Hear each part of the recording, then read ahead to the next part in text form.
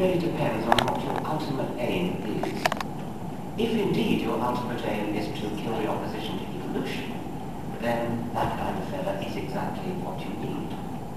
But if your ultimate aim is to kill religion, you could actually twist the argument round in exactly the opposite direction.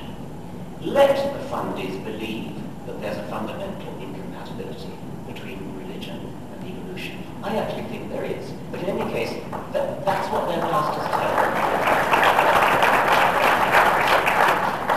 Let them believe that, and then demonstrate to them beyond a shadow of a doubt, because we have the facts on our side, we have the evidence on our side, demonstrate to them beyond a shadow of a doubt that evolution is true.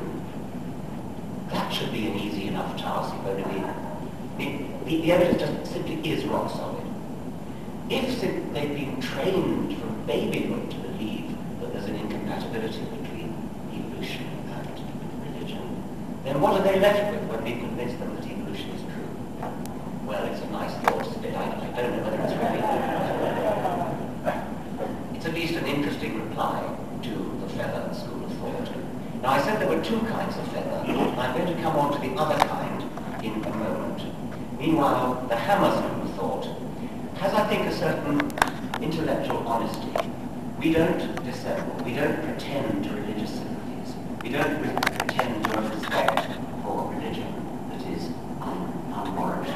By the way, may I recommend Dawkins' Basis, the book that's just come out, which makes the point that respect does not mean failure to question.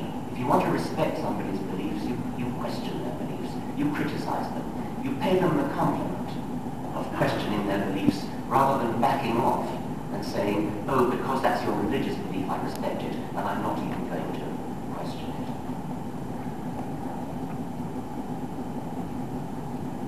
You want to teach the controversy? Okay, let's really teach the controversy. Let's teach the real controversy. The controversy that throughout history has been settled by killing, by torture, by burning, by suicide bombings. Let's teach the real controversy. The Crusades, the 30 Years' War, St. Bartholomew's Day Massacre, partition of the Indian subcontinent, the Holocaust, the Irish troubles, the Middle East, and everything that flows from it. Why don't we, secularists, atheists, why don't we fight for the teaching of comparative religion in schools?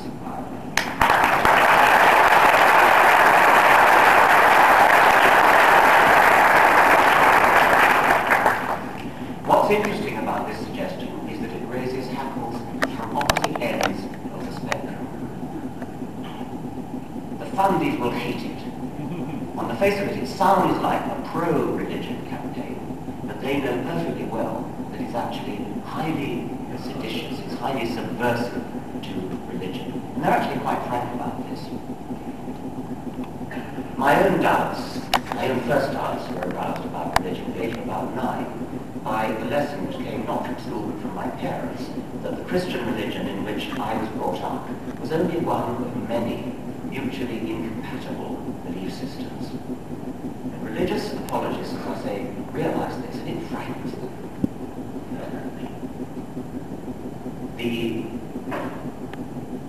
leader, president of the Campaign for Real Education, Nick Seaton in Britain, said that multi-faith religious education is extremely dangerous because, quote, children these days are taught that all religions are of equal worth, which means that their own has no special value. Yes, indeed.